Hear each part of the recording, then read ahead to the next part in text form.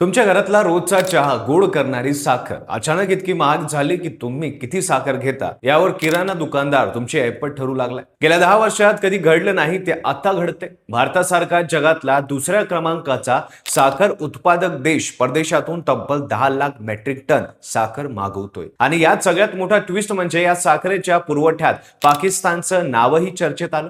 नेमके प्रकरण काय आहे, साखर एवढी महाग का झाली आणि सरकारने घेतलेल्या या निर्णयाचे परिणाम कोणावर होणार आहेत, हे सगळं आज सविस्तर समजून घेऊया. नमस्कार, मी पंकज आणि तुम्ही पाहताय कसं काय. सगळ्यात आधी परिस्थिती नेमकी काय आहे ते समजून घेऊ.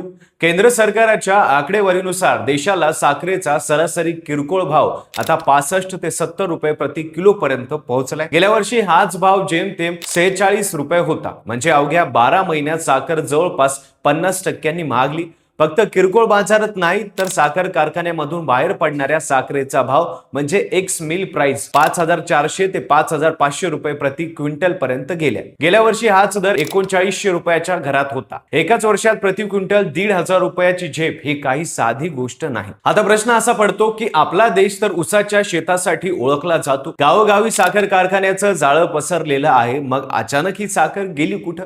त्याची दोन मोठी कारण समोर येतात. पहिलं कारण आहे सरकारचं इथेनॉल ब्लेंडिंग धोरण आणि दुसरं कारण आहे गेल्या वर्षाची लहरी हवामान आणि दुष्काळ सदृश्य परिस्थिती. परदेशातून येणाऱ्या खनिज तेलाची आयात कमी करून परकीय चलन वाढवण्यासाठी केंद्र सरकारने एक मोठं लक्ष ठेवलं. पेट्रोलमध्ये 20% इथेनॉल मिसळायचं. हे उद्दिष्ट गाठण्यासाठी साखर कारखान्यांना उसाचा थेट रस, सिरप आणि मळीपासून इथेनॉल तयार करण्यासाठी मोठ्या आर्थिक सवलती दिल्या गेल्या. साहजिकच शेकडो कारखान्यांनी आपला मोर्चा साखर निर्मितीकडून इथेनॉल निर्मितीकडे वळवला. याचा परिणाम असा झाला की दरवर्षी तयार होणाऱ्या एकूण साखरेपैकी जवळपास 50 ते 60 लाख टन साखर बाजारात येण्याऐवजी थेट इथेनॉल मध्ये रूपांतरित झाली. जी साखर तुमच्या आमच्या घरात यायला हवी होती ती इंधनाच्या टाकीत गेली. आता दुसरं कारण हवामान. महाराष्ट्रातील सोलापूर, मराठवाडा, अहिल्यानगर आणि उत्तर कर्नाटकातल्या प्रमुख ऊस पट्ट्यात कधी पाऊस कमी पडला तर कधी अवेळी जास्त पाऊस झाला. यामुळे ऊसाची लागवड क्षेत्र घटलं आणि ऊसातलं साखरेचं प्रमाण म्हणजेच रिकव्हरी रेट देखील कमी झाला. याचा थेट फटका कारखान्याच्या साखर उत्पादनाला बसला. यात भर म्हणजे मागच्या 2-3 वर्षात आंतरराष्ट्रीय बाजारात साखरेचे भाव तेजीत असताना भारतीय कारखान्यांनी मोठ्या प्रमाणावर साखर निर्यातही केली होती. या सगळ्याचा एकत्रित परिणाम म्हणजे नव्या हंगामापूर्वी देशातला राखीव साठा म्हणजे बफर स्टॉक कमालीचा घसरला.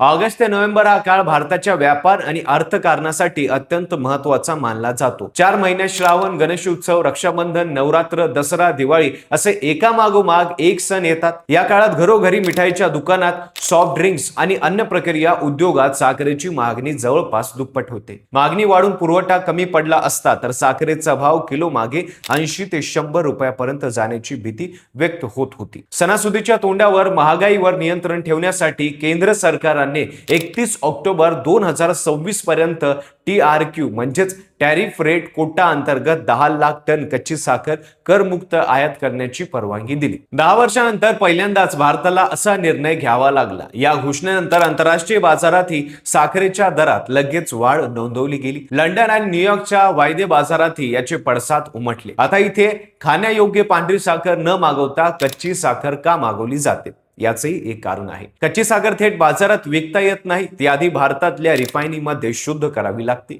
यामुळे देशातल्या रिफायनीजना काम मिळेल, स्थानिक मजुरांना रोजगार मिळेल आणि टप्प्याटप्प्याने बाजारात पुरवठा वाढून दरावरचा ताण कमी होईल. फक्त आयात करून सरकार थांबली नाही तर साठेबाजी आणि कृत्रिम टंचाई रोखण्यासाठी मोठ्या ग्राहकांसाठी स्टॉक होल्डिंग लिमिटही लागवली गेली. 1 सप्टेंबर ते 30 नोव्हेंबर या काळात ज्या संस्था आणि व्यापाऱ्यांची महिन्याची खप 10 टनापेक्षा जास्त आहे त्यांना फक्त 15 दिवस पुरेल इतका साठा ठेवता येणार आहे. यात मोठे मिठाई उत्पादक, बेकरी उद्योग आणि अन्न प्रक्रिया युनिटचा समावेश आहे. आता या प्रकरणाला सगळ्या चर्चेचा मुद्दा यात पाकिस्तानची एंट्री.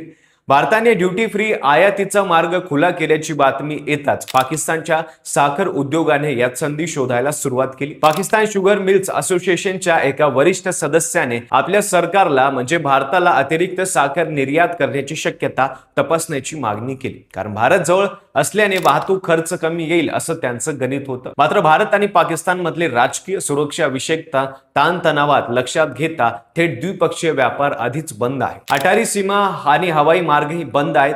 याच पार्श्वभूमीवर भारताच्या परराष्ट्र मंत्रालयाचे प्रवक्ते रणधीर जयस्वाल यांनी स्पष्ट शब्दात सांगितलं की पाकिस्तान बाबतचं भारताचं धोरण आधीपासूनच स्पष्ट आहे आणि सध्याचे व्यापार निर्बंध पूर्वीप्रमाणेच कायम राहतील. थोडक्यात किती अफवा उठल्या तरी भारत पाकिस्तानकडून साखर विकत घेणार नाही. गरज पडल्यास जगातल्या इतर बाजारातून खरेदी केली जाईल असं सरकारने स्पष्ट केलं. आता सध्याची स्थिती काय आहे ते पाहूया. या आयातीचा आणि साठा मर्यादेच्या निर्णयाचा महाराष्ट्रातल्या साखर उद्योगावर आणि ऊस उत्पादन शेतकऱ्यांवर मोठा परिणाम होणार आहे. महाराष्ट्र हे देशातलं साखर उत्पादनाचं प्रमुख केंद्र आहे. परदेशातून साखर बाजारात आल्याने आणि साठा मर्यादा लागू झाल्याने किरकोळ दर नियंत्रणात राहतील. ग्राहकांना आणि गृहिणींना दिलासा मिळेल. पण दुसरीकडे कारखान्याचं आर्थिक गणित बिघडू शकतं. भाव वाढले नाही तर कारखान्यांना अपेक्षित असलेला अतिरिक्त नफा मिळणार नाही. शिवाय सरकारने कारखान्यांना ऊसाच्या रसापासून थेट इथेनॉल बनवण्यावर काही प्रमाणात बंधन आणली आहेत. महाराष्ट्रातल्या अनेक सहकारी आणि खासगी कारखान्यांनी बँकांकडून कोट्यावधीचं कर्ज काढून